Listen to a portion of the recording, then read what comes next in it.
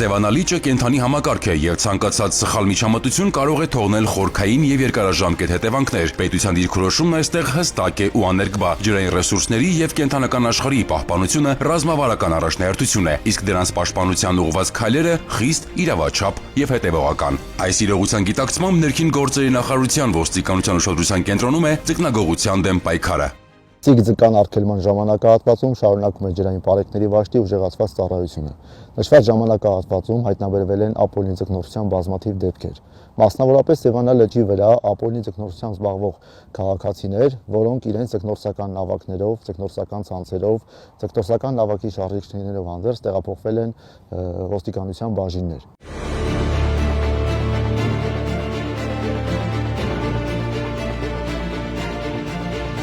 Թեև Սևանա լճում Սիգի արդյունագործական որսի արգելքից առաջ իրականացվել են իրազեկման միջոցառումներ, այդուհանդերձ բարեկային ծառայողները շարունակում են ձկնագողության դեպքեր բացահայտել, նշում է ջրային պարեկների վաշտի առաջին դասակի հրամանատար Ռոման Գրիգորյանը։ Հիմնականում ձկնագողության դեպքերը այս ժամանակահատվածում իրականացվում են գիշերային ժամերին եւ ջրային պարեկային վաշտը իր ծառայությունը իրականացնում է նաեւ գիշերային ժամերին, թե ջրային հատվածներում, թե ափամերձ տարածքներում։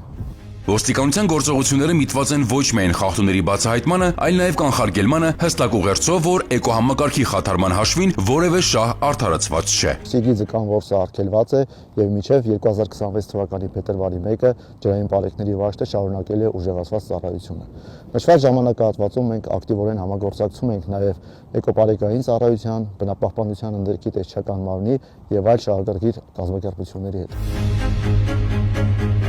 Նոյեմբերի 21-ից դեկտեմբերի 23-ն ընկած ժամանակահատվածում միայն ներքին գործերի նախարարության ոստիկանության պարեկային ծառայությունը հայտնաբերել եւ արգելավել է ապօրինի որսած 1000 կիլոգրամից ավելի 2613 զուկ։ Գեղարքունիքի մարզի գումարտակի պարեկները համագործակցելով շրջակա միջավայրի նախարարության էկոպարեկների հետ հայտնաբերել եւ արգելավել են նաեւ 13 նավակ, 63 ցանց, նավակի շարժիչներ եւ թիեր։ Հիշեցնենք, որ ձվադրման շրջանում Սևանա լճում ապօրինի ձկնորսությամբ զբաղվելը նախատեսում է վարչական ու քրեական պատասխանատվություն։ Ձկնագողության դեմ պայքարը պահանջում է պետության, հասարակության եւ յուրաքանչյուր քաղաքացու համատեղ ջանքն ու հանձնառությունը պահպանել բնությունն ու կենսաբազմազանությունն այսօր, ապագայի համար։